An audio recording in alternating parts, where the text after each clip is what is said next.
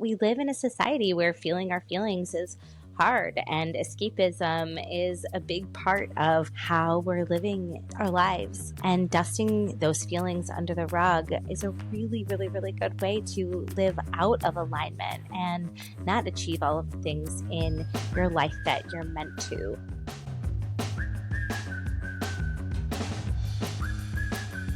Hello, and welcome to the latest episode of the Unapologetically Yours podcast. I'm your host, Ashley Logan. I am a mother, an entrepreneur, a constant learner. I am a healer. I am a guide, and I am here to help bring ideas to your mind that help shake up the status quo and question some of the things that maybe we should have been questioning a long time ago. So this podcast is a place where we go deep on everything from relationships and connections to business and belief systems and all topics that I am diving into on the regular. So today I am really excited to talk to you about something that is maybe a little bit taboo, shocker, but that is alcohol-free living. I'm kind of excited to say that I am coming up on 2 years of being alcohol-free. And let me tell you a little bit about my relationship with alcohol over the years, because I think that it's interesting. We live in a society where alcohol is just such a big part of the day-to-day, and it's present at holiday dinners, it's present at weddings, it's present at celebration, and has really worked itself into the fabric of our lifestyles. And especially starting as younger kids, even in like high school, the cool thing to do at the time was to, I remember my guy friends, those cuties would, if there was a neighbor or someone in town who had left their garage open, they'd go garage hopping and pull booze out of people's garages and their garage refrigerators. And we'd always drive around trying to find a spot, someone's house where we could drink said beer. Actually, in high school, I spent a lot of time being the sober driver, and I loved that role. I lived a little bit further away from town from everyone else. And to this day, getting my driver's license was one of the best days of my life because of the freedom that came with it. But I was really aware of the fact that as we got deeper into high school, that drinking culture was just something that was just super prevalent. And whether we were taking shots or making mixed drinks, like, oh my gosh, like vodka orange juice, I think those are called screwdrivers, and playing with whiskey and other things like that. And that relationship really with alcohol kind of increased through college, where what we would do is we go to frat parties or go to different places, and the goal was to consume as much alcohol as possible in a short period of time. And I never really stopped and asked myself why we were doing that. And I imagine it was because it made us feel more comfortable, made us less inhibited, and made us feel like we were part of something, some sort of ritual. I went to college at University of Tennessee, where I always joked around that it was like the people in East Tennessee prayed for whiskey. And I was deep in the heart of the Bible Belt, and whiskey and alcohol was just a big part of the culture there. And I don't necessarily want to suggest that I'm criticizing that way of life, but do have a strong awareness of times when I was out of control or did feel like I was just like way more obnoxious than maybe I wanted to be. And this pattern sort of continued, where alcohol wasn't necessarily my vice, but I would not say that I had a healthy relationship with it in terms of being able to always drink responsibly,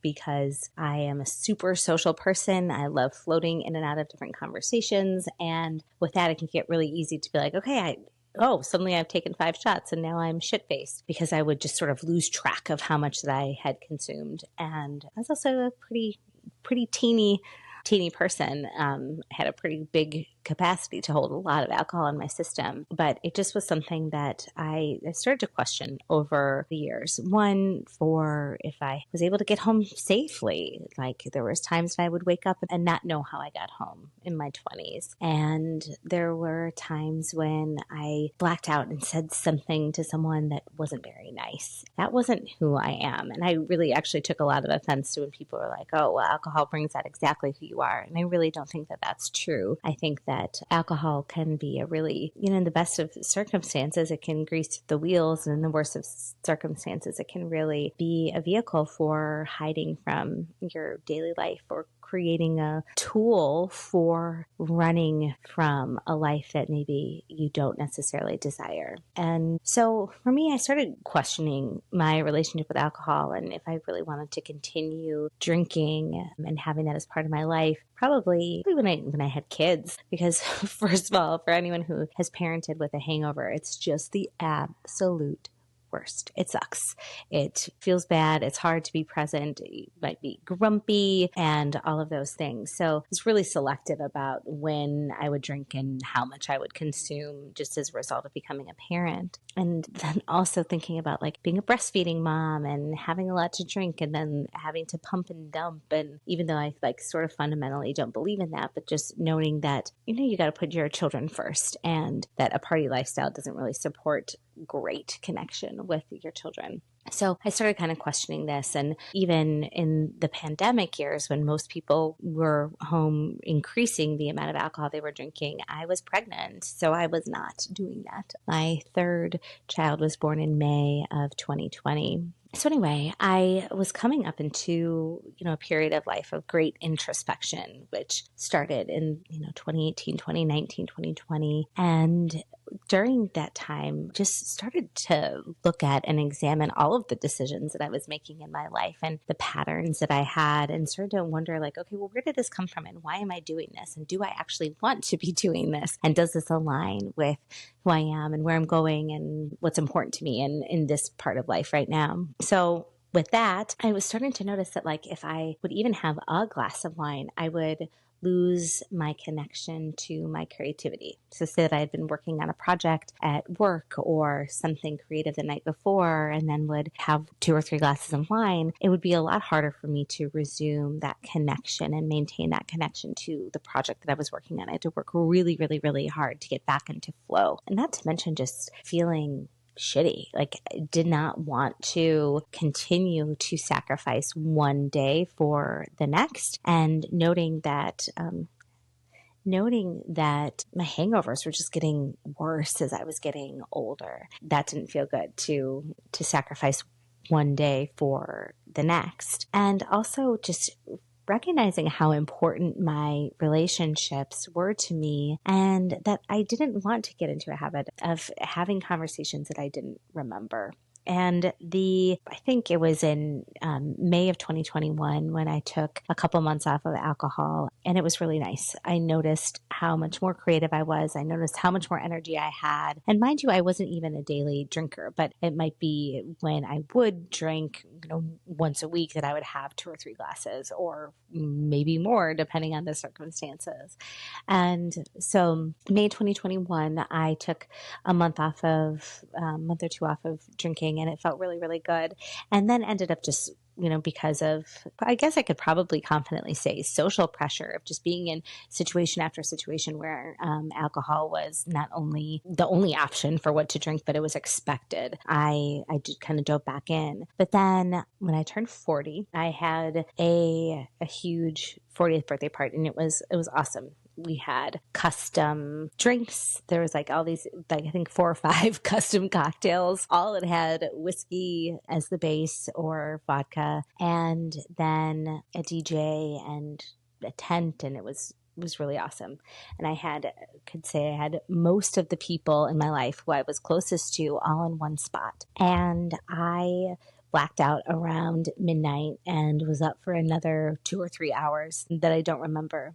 And I didn't do anything stupid necessarily. I didn't say anything that was hurtful to anyone. But I remember waking up in the morning and just being really disappointed that I had all of the people that I cared about in one place and then went on to not remember it. And not to mention that then I had to go to a Santa brunch with my kids. And I just felt like absolute crap. I knew that I was coming into a year where I wanted to have access to my feelings and hold my feelings from one day to the next. I also knew that I was coming into a year of great creativity and that I wanted to do multiple creative projects, and I didn't want to lose those threads day after day and wanted to just optimize my own performance. And so it was a really easy decision to say, you know what, I just don't think that this is for me anymore. So that was December of 2022. And now I'm recording this at the end of 2024. And I know so many people look at dry January as an opportunity to hit the reset button. And that's sort of what I did in terms of how I communicated the journey of being alcohol free to people. And it was a really comfortable, easy thing to do because people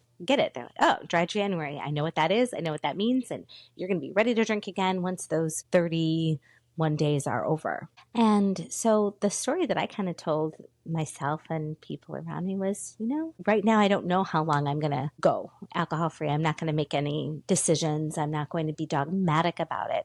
But I do know that I'm going to wait until it feels right to drink again. And I haven't gotten to that point again. But I will say that once dry January was over and it became a little bit harder to explain to people why I wasn't drinking, I started to, just recognize a couple of key themes. And some people who give up alcohol make note of how much the relationships in their lives change. And I can confidently say that mine haven't too much. Not a lot of my relationships at this point in my life are based on partying and connecting through being fucked up. But I did have to get people comfortable with like, hey, no, I'm not in recovery. I could care less how much alcohol you have while we're at dinner. Drink on. You're not making me feel uncomfortable. But then also noting that I didn't want to talk to everyone about my experience. And one of my biggest pet peeves was that if I ordered, my go-to alcohol-free beverage is just a soda and lime. And when they bring out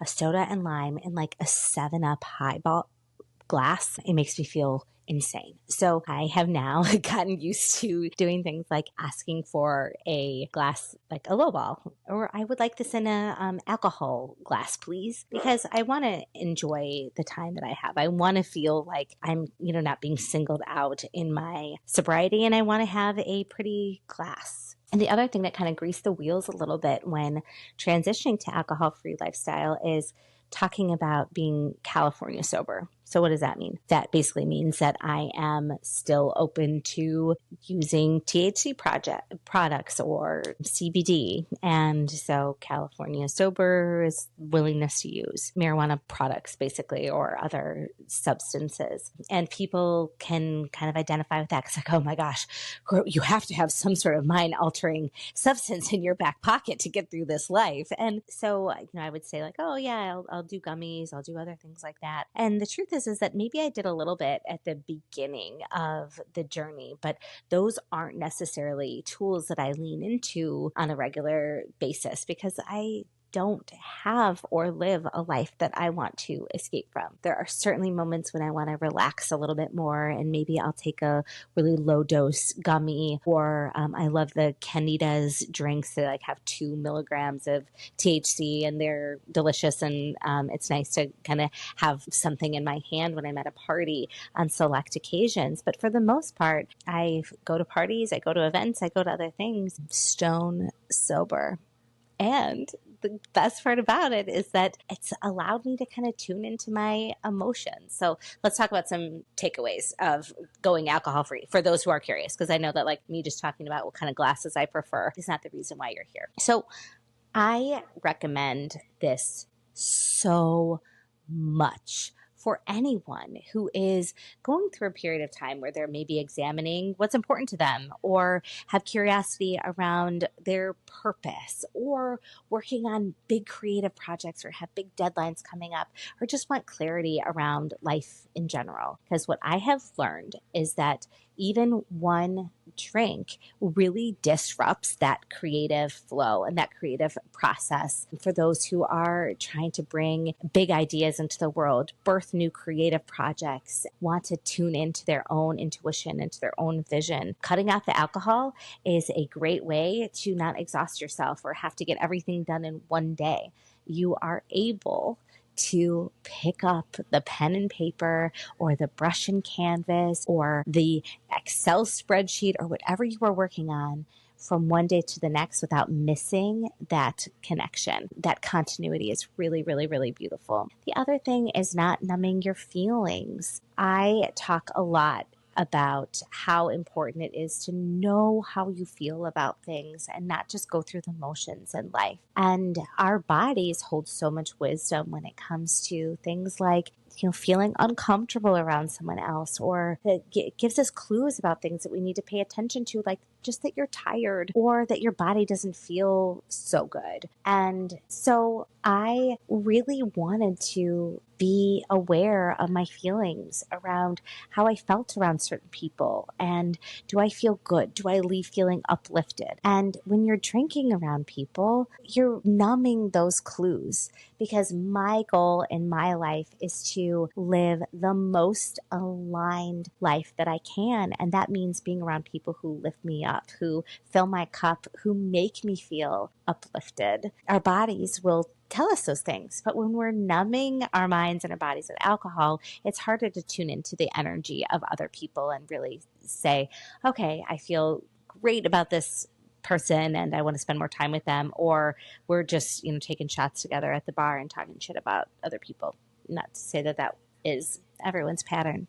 And the other thing is that I was going through at this time in my life the early stages of divorce and having 3 really, really young kids. And I wanted to feel my feelings so I could process them, so I could tune in and nurture and tend to the areas of my life where I knew that I had pain and healing to do and work to do. And by not numbing that pain or escaping it, I was able to create art from it or bring it to my therapist and say, I really noticed that I had this visceral reaction when X, Y, and Z happened. And those are the types of things that make it a lot harder to tune into when you're numb. But we live in a society where feeling our feelings is hard, and escapism is a big part of how we're living our lives. And dusting those feelings under the rug is a really, really, really good way to live out of alignment and not achieve all of the things in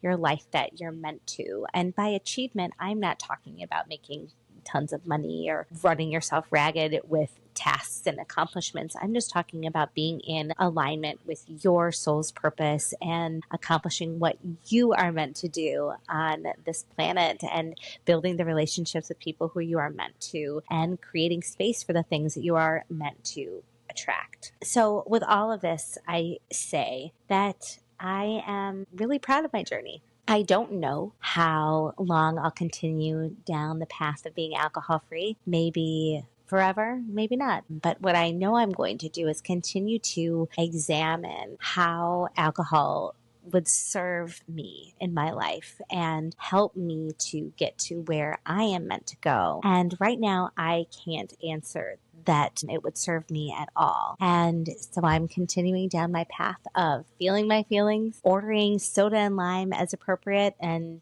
occasionally dabbling in gummies and other things to take the edge off when it doesn't feel like I'm using it as a tool to avoid my feelings. And I think that there's a really big difference there between just wanting to consciously relax and let loose versus running away from things that you're trying not to face. So if you have any questions about the journey of becoming alcohol-free, or have a feeling in your soul that maybe it's something that's worth exploring, I highly encourage you to do it. I have all sorts of tools and things that you can utilize, and people I can recommend who are kind of leading the way for others to take an alcohol-free approach to life. And also noting that it's the positive impact that it can have on your energy, your relationship with your children, your relationship with other people, and most importantly, your relationship with yourself. So for those of you watching, I've got my puppy Lexi, who's gotten lots bigger, sitting here in my lap wanting attention, and it is making me laugh because it's reminding me of how my kids want attention and how they are the most important thing in my life. And if I am not able to show up for them as my fullest self because of a hangover, then I'm doing myself and them a disservice. I say that not as a point of shame for anyone, but just as a point of something to reflect on, because I know every person listening has something incredible to contribute to the world, and your feelings matter and your magic matters. So I'm here to support should you be curious about how to bring some of these behaviors into your world, and if you're curious about learning about the benefits. So I hope you have a great day. Thank you so much for tuning in. I'm your host, Ashley Logan, and today, go out, make some mischief in the world. Don't drink and drive. Don't smoke weed and drive. And most of all, tune in to all of the magic and beauty that you have to offer. And I can't wait to see what you do. Until next time, I'm Ashley, and I am unapologetically yours.